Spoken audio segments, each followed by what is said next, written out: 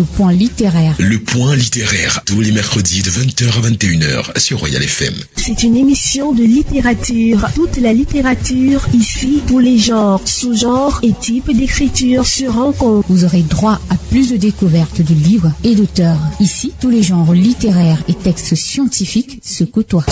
Le point littéraire, tous les mercredis de 20h à 21h. Prenez le rendez-vous avec Jean-Jacques Foucault.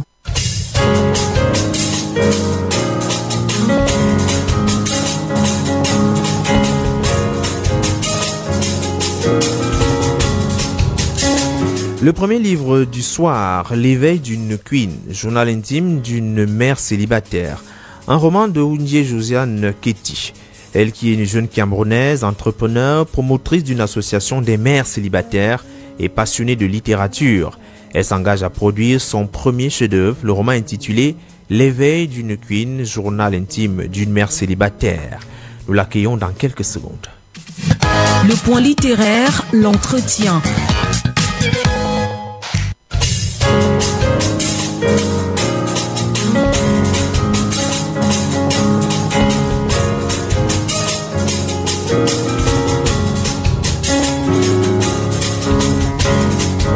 Keti Josiane Oundje, bonsoir et bienvenue sur le point littéraire. Bonsoir.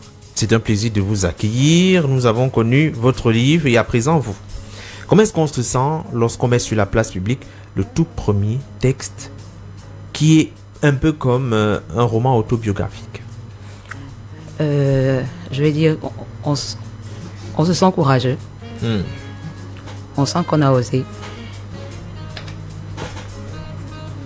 Juste courageux et on a osé. Alors combien de temps il vous a fallu pour collecter beaucoup de courage et décider de produire un livre? Bon, je vais dire que j'ai commencé à écrire ce livre en 2018. 2018. Ouais, 2018. Et en fait, j'avais pas le courage. Donc il a fallu du temps pour me convaincre que voilà, vas-y, écris. 2018, 2023, ça fait quand même beaucoup de temps. Oui. Quel était le plus difficile? De dire la vérité dans le livre, Ouais. de vous dévoiler totalement? Parce qu'à l'intérieur, quand même, il faut dire, comme le sous-titre l'indique, c'est le journal intime d'une mère célibataire. Alors globalement, on peut dire que c'est une expérience difficile, être une mère célibataire dans le contexte camerounais. Oui, c'est un contexte très complexe, assez difficile. Ouais, je le dirais. Qu'est-ce qui est le plus difficile? Les gens, le regard des gens, le regard de la famille? Déjà, personnellement, on sent qu'on a perdu de valeur. On sent intérieurement qu'on a perdu une certaine valeur. Pourquoi avoir perdu de la valeur? Parce que on est mère et dans notre conscience, on sait que c'est pas forcément la bonne façon d'avoir un enfant. Ouais. Donc l'idéal serait d'avoir un enfant dans le cadre familial, du mariage en fait. Du mariage, oui. Et deuxièmement, on est émotionnellement affecté parce que la séparation, on se retrouve avec un enfant seul. C'est émotionnellement, on est affecté. Ouais. C'est-à-dire que il y a le jugement des gens. Pour le cas présent de votre roman, il s'agit de vous ou Oui. d'une jeune fille ordinaire? C'est comme une jeune fille ordinaire, c'est comme moi, ça peut être une jeune fille ordinaire, mais c'est un ensemble d'histoires regroupées en une seule. Alors ça a été, depuis 2018, on décide d'écrire le livre. Est-ce qu'on est allé chercher les vieux cahiers, les vieux romans sur lesquels on avait griffonné déjà des brins d'histoire pour plus tard les mettre ensemble? Oui, parce que je suis quelqu'un, lorsque je suis stressée par exemple, j'ai des problèmes, peut-être émotionnels, financiers, n'importe quoi, j'écris. J'étais quelqu'un qui écrivait, quelque chose me passait par la tête et j'écrivais. Donc depuis très longtemps quand même? Depuis très longtemps, oui. Depuis le lycée peut-être? Depuis le primaire même.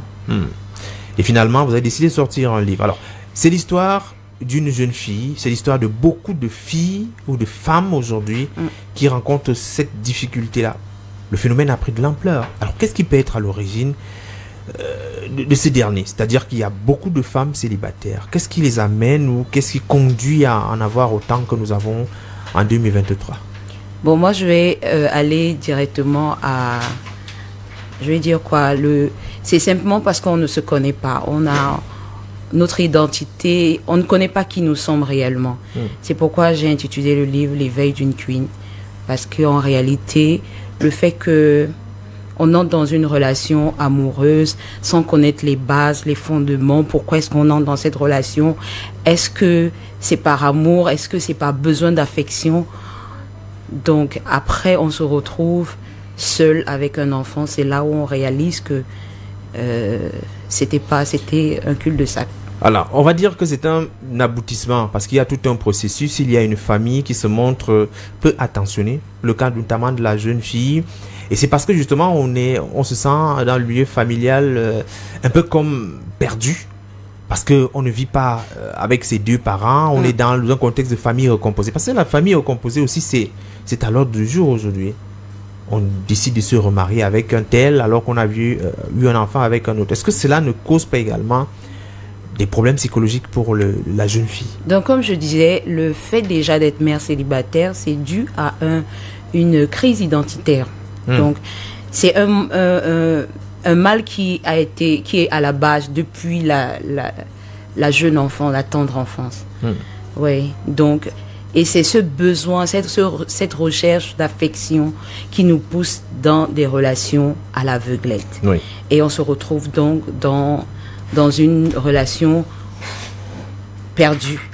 Et maintenant, les familles recomposées, c'est donc là, ça peut être aussi une autre base, où l'enfant grandit dans un cercle où la famille est recomposée, simplement parce que on veut recoller on recherche, toujours dans la même recherche d'affection. Et c'est-à-dire que sur le plan émotionnel, on est à la quête. On est à la quête de plus d'affection. Voilà. Oui. Les parents ne peuvent pas l'offrir, alors on va chercher ailleurs. Ok. Donc c'est ça la base, c'est ça la cause première de cet égarement. Nos familles sont malades. Nos familles, ça commence à l'intérieur. Donc, c'est pourquoi j'ai dit quelque part dans le livre, c'est pourquoi il est important, lorsqu'on fait venir un enfant, lorsqu'on décide d'avoir un enfant, il faut être préparé. Il faut être préparé pour accueillir cet enfant. C'est pourquoi, comme l'enfant ne se fait pas seul, il faut choisir la personne avec qui, il faut choisir méticuleusement la personne avec qui faire l'enfant. Il faut dire que pour le cas présent de notre personnage principal, elle décide d'aller dormir sur un homme, on va le dire vraiment simplement pour que les auditeurs qui sont à la maison puissent nous écouter, parce qu'elle est en colère. Ouais. Parce qu'elle décide, elle est en colère et décide d'aller donner sa virginité à un homme qui lui profite de la situation, avec tout le contexte qu'on connaît. C'est l'histoire de plusieurs jeunes filles en ce moment. Justement, c'est ça que je disais, ce manque, cette recherche d'affection qui nous pousse. Et le corps humain, on dit la nature a horreur du vide. Oui. Donc, lorsque vous ne le disciplinez pas d'une certaine façon, il va se disperser, on va dire. Une famille difficile, une famille recomposée, un père pas très attentionné, qui face à une femme qui n'est pas forcément votre mère, n'a que très peu de mots à dire. C'est-à-dire que lui, il a besoin de garder son nouvelle épouse. Ses enfants sont aussi là, ça crée parfois des soucis. Alors lui, pour le cas de cette mère célibataire, ce n'est pas le jeune homme qui se montre irresponsable. C'est le papa qui refuse que le jeune homme assume ses responsabilités, du moins au début. Ouais. Les parents sont beaucoup trop sévères? Je dirais pas sévères, c'est la conception des parents. Donc la mentalité, la culture des parents. Ce n'est pas forcément de la sévérité, mais c'est une question de culture, de croyance. Ouais. On estime que... On se dit que, puisque ça a toujours été comme ça, on se dit, ok, moi je préfère garder mon enfant, je ne veux pas donner mon enfant à un étranger. Donc il y a beaucoup de choses qui entrent en jeu. Donc c'est simplement une question de pensée, de culture. Au départ, on dit non, moi je vais assumer. Je suis son grand-père, mais je prendrai la responsabilité. Et puis un jour, comme c'est le cas dans le livre, on dit, je ne prendrai plus soin de cet enfant. Tu vas te débrouiller toute seule. Ouais. C'est pour que la fille fasse comment? Parce qu'aujourd'hui, il y a plusieurs filles qui sont mises à la porte. Oui. Ils sont renvoyés de la maison parce que familiale. C'est une charge. Parce que lorsque le parent accepte déjà comme ça, il ne réalise pas ce que c'est que de prendre soin d'un enfant. Et c'est après, lorsqu'il il voit tout ce que cela implique. Il demande, donc il voudrait aussi que la jeune fille qui est tombée dans ça puisse être consciente de ce qu'elle a pu faire. Et maintenant, c'est pareil pour la jeune fille. Lorsqu'elle est elle est avec son enfant, elle décide, oui, je vais garder mon enfant, c'est par fierté, mais c'est par ego. Je vais dire ça comme ça, c'est par ego. Et puis plus tard, c'est lorsqu'elle subit qu'elle se rend compte que c'était pas évident. Donc on peut pas, dans tous les cas, élever un enfant seul. Elle a quand même... Ça peut arriver, oui. On peut réussir, mais la souche ne sera pas Alors, à l'intérieur, vous montrez les difficultés à élever un enfant seul. Oui. Le personnage principal se retrouve quelquefois à sortir avec des hommes, Oui. à aller à des rendez-vous, abandonnant son enfant, parce qu'il faut subvenir aux besoins de l'enfant. Il faut s'assurer que sa santé sera au beau fixe. Alors finalement, être mère célibataire, ce n'est pas une mince affaire. C'est pas une mince affaire. C'est-à-dire que la société vous juge. Sur le plan psychologique, vous êtes torturé vous-même. Ouais, vous-même, ouais. Parce que c'est pas évident. Ouais. La société vous juge, la famille vous juge. Vous-même, vous n'arrivez pas, vous-même vous jugez parce que votre conscience vous juge aussi. Parce que lorsqu'on est mère célibataire, on est obligé parfois, on se retrouve obligé dans plusieurs cas de faire comme vous avez dit, accoucher avec un homme parce qu'il faut avoir un certain moyen quelque part. Donc, c'est pas évident du tout. Elle va aller avec plusieurs hommes, elle va se retrouver à faire un choix de mariage qui n'est pas un choix de cœur, mais un choix d'opportunité. Voilà. Ouais. Donc, c'est pourquoi j'ai écrit, j'ai eu justement le courage d'écrire ce livre, parce que j'ai découvert, en fait, que le fait d'être mère célibataire, en fait, la mère célibataire, c'est une tare de la société. J'ai compris que c'était une tare. Et le fait qu'on ne se rend pas compte, ça devient comme la mode. Mais on fait du mal de plus en plus à ces enfants qui viennent dans un cadre qui n'est pas adéquat pour eux. Parce qu'ils ont du mal à être dans un cadre familial. Et elle se remarie, son enfant n'est pas à l'aise, son enfant retrouve d'autres enfants. C'est des peines émotionnelles qu'on ne peut pas guérir avec des médicaments, en fait. Son enfant se retrouve avec d'autres enfants, les enfants de son premier mari, obtenus dans un premier mariage. Alors finalement, l'objectif de ce livre, c'est-à-dire en racontant votre histoire, qu'est-ce que vous espérez avoir comme impact sur le lecteur? D'abord, la jeune fille, celle qui est célibataire aujourd'hui. Comme je l'ai dit, l'éveil. De se rendre compte que c'est une tare. Si j'agis comme ça, vous savez, je vais prendre un exemple, lorsque vous tenez sur un vêtement se tient longtemps au soleil, qu'est-ce que ça fait? Il se détériore.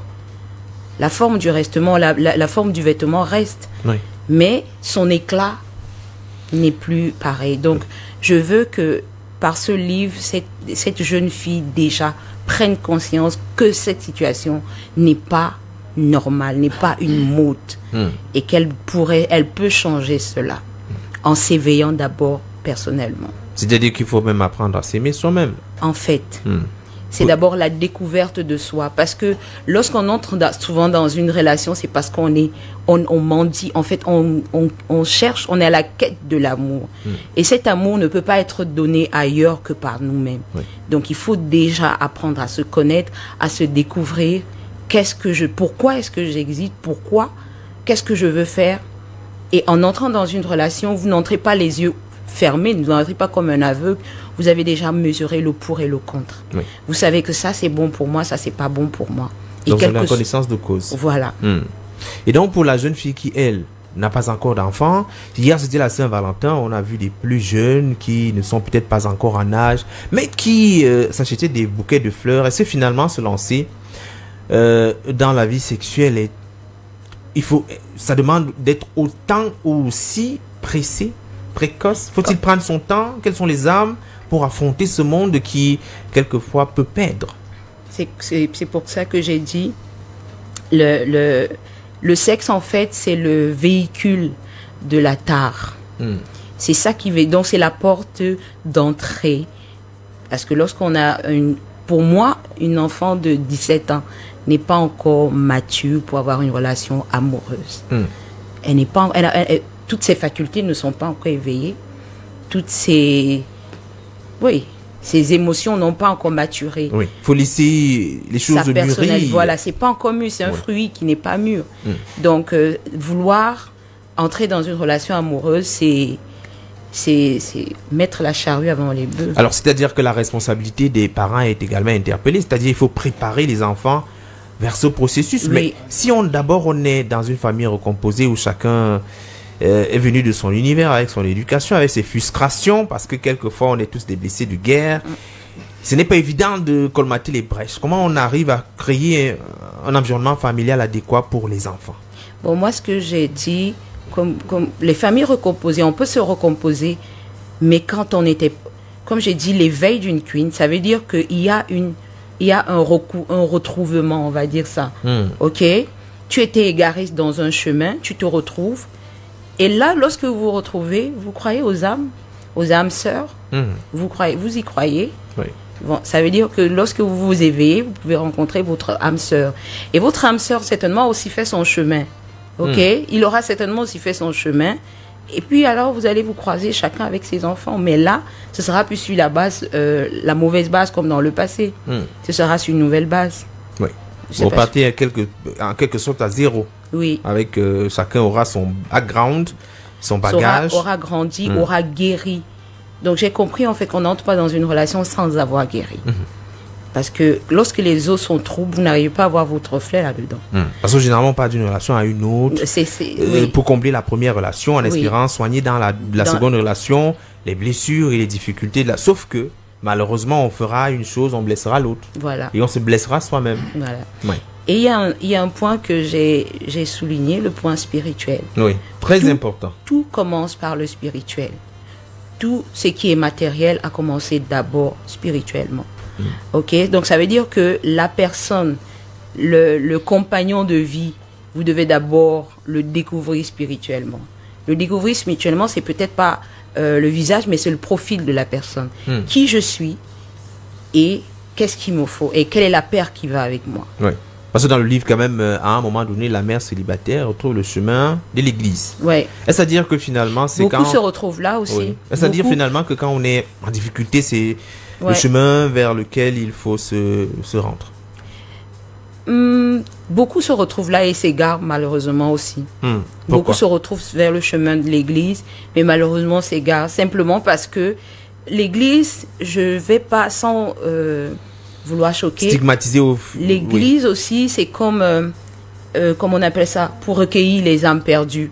Mais d'autres, c'est pas le cas. D'autres, c'est pas le cas. D'autres, c'est encore je vais dire quoi, une occasion de manipuler. Oui, donc il faut choisir la bonne. Il faut, comme j'ai dit, ça commence depuis la famille. C'est l'homme, le père.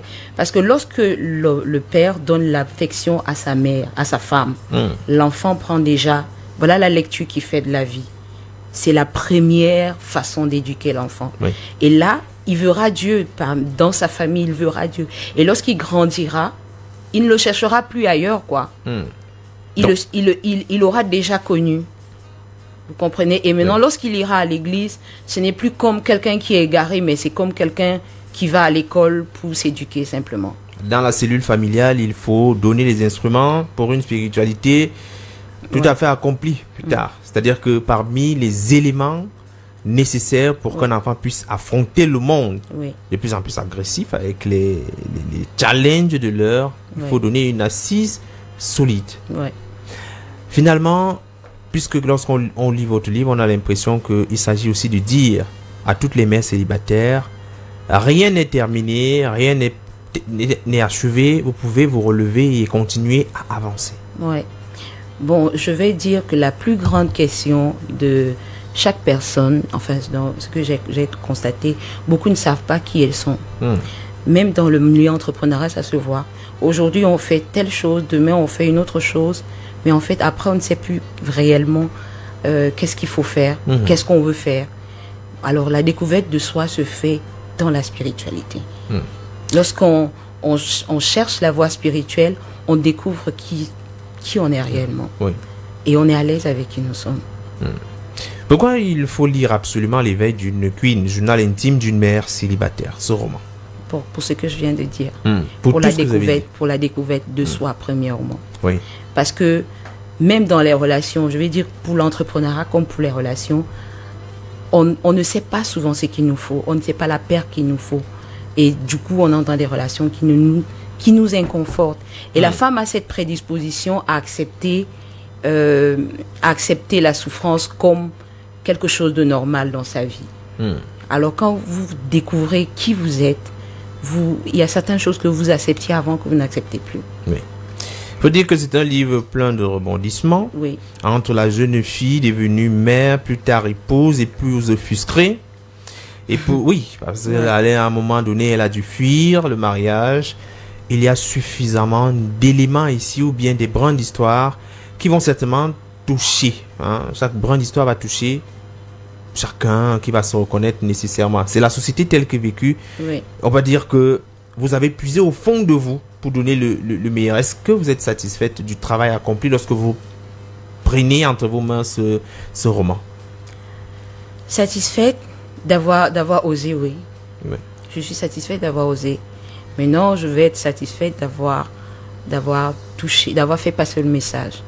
J'attends d'être satisfaite d'avoir fait passer le message. Donc une dédicace éventuellement est envisagée, elle est proche. Une date, pas encore. Pas encore. Mais le livre quand même, lui, il est disponible. Le livre est déjà disponible. Oui. On peut l'avoir où? À l'édition Midi et à mon numéro de téléphone. Mais qui est le 694 33 75 91. Vous le reprenez encore une seconde fois. 694 33 75 91. Voilà. Et ça, c'est pas pour vous appeler pour parler d'autre chose. Peut-être des conférences pour la motivation. Oui. Parler également d'entrepreneuriat. Parler de votre expérience. Oui.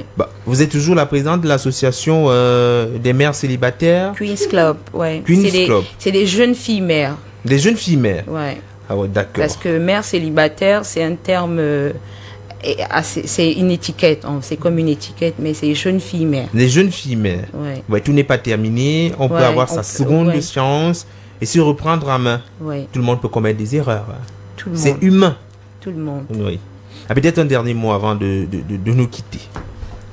Je dirais que j'ai osé écrire le livre parce que j'ai constaté que c'est une tare. Parce que l'histoire que j'ai vécue, 10 personnes, sur 10 personnes, 9 personnes l'ont vécue. Oui. Et c'est là où j'ai compris que c'était une tare. Alors, j'invite à toute personne de savoir quelle est la raison de la tare. Qu'est-ce qui a causé cela? Et pour reprendre sa vie en main, pour s'éveiller à son identité, à sa personnalité. Oundji Josiane Kéti, merci d'être passé sur Royal FM et particulièrement sur le point littéraire. Merci, c'est moi qui vous remercie.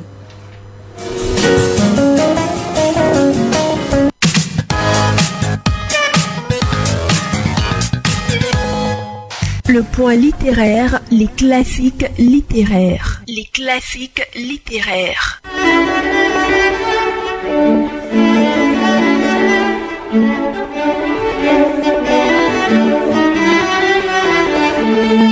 Alors, Le Liseur, du titre original de Der Volzer, est le livre que nous vous proposons à lecture ce soir. Annie-Lisette Tambassa, bonsoir. Jean-Jacques Foucault, bonsoir. Bonsoir à vos nombreux auditeurs. Le Liseur, il faut déjà le dire, a pour thème les difficultés à comprendre le